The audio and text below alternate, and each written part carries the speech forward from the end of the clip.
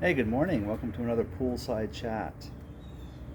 We've had a couple really rainy days here the last 2 days. I don't know if it's really rainy. It's been a lot of sunshine.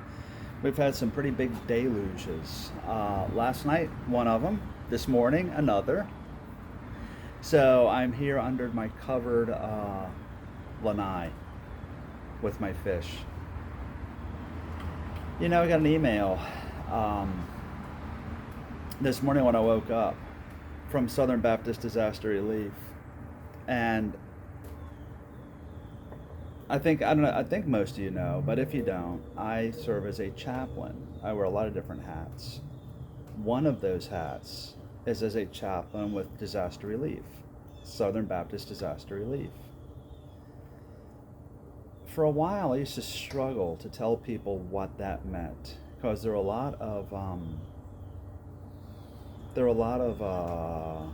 don't know, preconceptions, misunderstandings of what a chaplain is, and especially when you look at the different types of chaplains, because we have disaster relief. That's what I do. We have chaplains to first responders. That's another role that I play. Fire police. You have hospital chaplains, hospice chaplains. Um, Mainly what people are familiar with, to comfort and talk for a few minutes if you're in a hospital. You have military chaplains. You have corporate chaplains.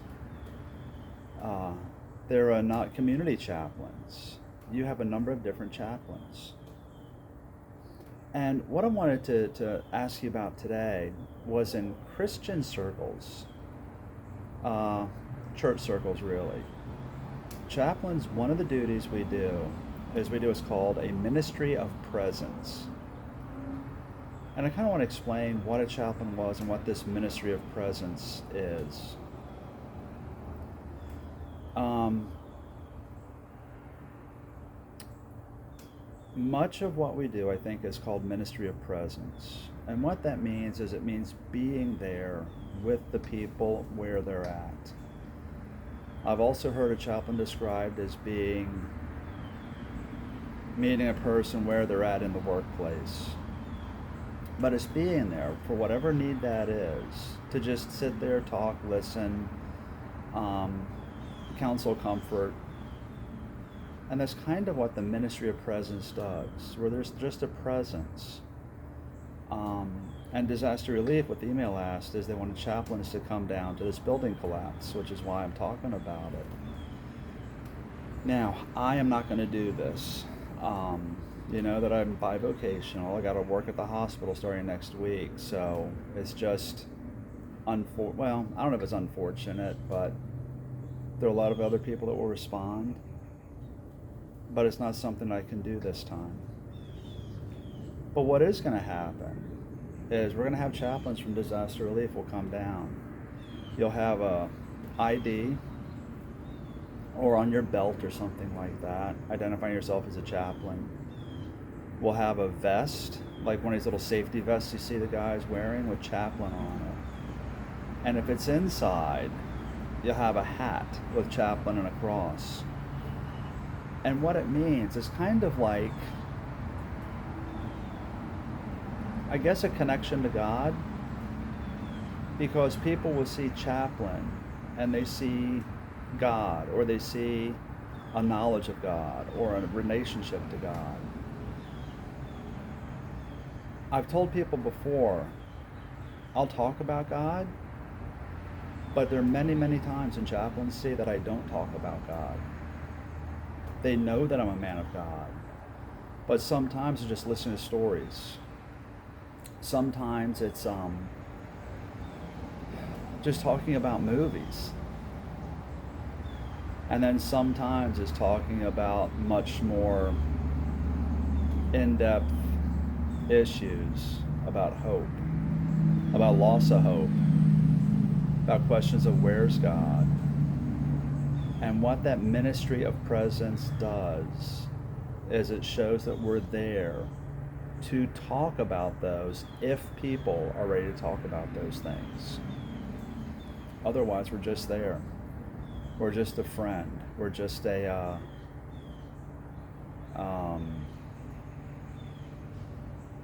just a person, an anchor. I'm trying to think what the word is. I guess anchor is the best one. Where that stable presence when your whole world has been flipped upside down. That's what chaplaincy does. And right now for those people, which is where disaster relief is going, is to talk to the people, the family and friends, and be there to show them that, yeah, their world has flipped upside down. Nothing is secure. There is no foundation anymore. And we show them, but we are a foundation, and we're just there. We're friends. I pray, I've sent word out to the first responder chaplains because I really, really, really hope that they're down there being taken care of. They have resources, so be assured of that. But I want to make sure that chaplaincy is one of those resources and that they are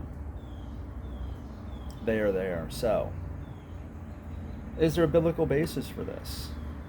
That's kind of what I was looking at this morning, actually. And I was reminding myself there is, and you see it in the life of Jesus. Remember when Jesus went, well, maybe you do, maybe you don't. There's a story. Jesus went in Samaria, a very hated nation by the Jews.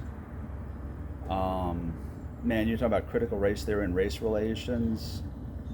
Jews hated the Samaritans because they were Samaritans, and that's it. Excuse me. And Jesus went and talked to this lady getting water who lived a very rough life. Jews hated her. She was ostracized by her people. She was alone. And the people came out because Jesus revealed himself as God in the flesh, the promised Messiah, come to earth to make things right. Where's the chaplaincy come into this? The people said, stay with us. And him and the disciples stayed there in Samaria for 3 days. Jesus, in another instance, looked out over Jerusalem, and he saw how crazy and lost and mixed up they were, and he cries out, "Oh, Jerusalem, Jerusalem, as a hen would gather her chicks, how I would that you come to me," but we would have none of it. He was there, he hurt for the people, and even though they rejected him, he still hurt for them. That's the heart of chaplaincy. When Lazarus, another story, raised from the dead, Jesus hung out with these people. Chaplaincy. He was there for them in their moment of need. And that's the biblical basis of chaplaincy. That's the part of chaplaincy that we call the ministry of presence, the being there part. And that's what's going on right now and preparing to go on even on an even larger scale with the Southern Baptist Disaster Relief, to go minister to these people that have been that have been affected by this building collapse in Miami, to be that ministry of presence to the people affected, to be that foundation, that stability when all of life has just been flipped upside down. So I would encourage you, pray for your chaplains, pray for the first responders down there, because chaplaincy will be needed, because they're trained over and over and over again, trained to rescue, trained to save, trained to rescue, trained to save, that rescue personality.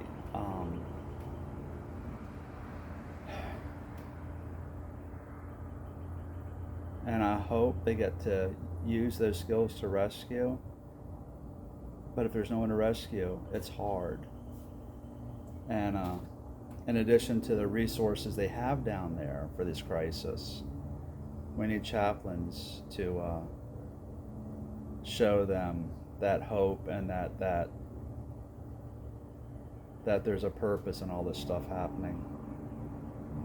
So pray for them. That's it. I hope it gives you a little bit of an insight into a little bit of what chaplaincy does. And when you hear that term amongst church people, ministry of presence, what that is. So, educational today, I guess. But pray for us to do this work. All right, guys. As you go out and about to enjoy your weekend, I hope you have a wonderful weekend. It's still a little gray and overcast here. It's also kind of cool, humid and cool. There's my ding-a-ling dog, Daisy. Daisy, look, say hi. She's like, forget it. I want to stare at the wall. Have a great weekend. Check out, be sure to share us out, tell people about us, check us out. We're on YouTube, Instagram, Facebook at FL Compass Church. We have a Facebook group, Church Happy Hour. Be sure to join that. I posted a question. I'd love to hear your thoughts. So write your questions to me and let me know what's on your mind. And be sure to check out all the updates, www.flcompasschurch.org. Be blessed, guys. We'll see you Wednesday.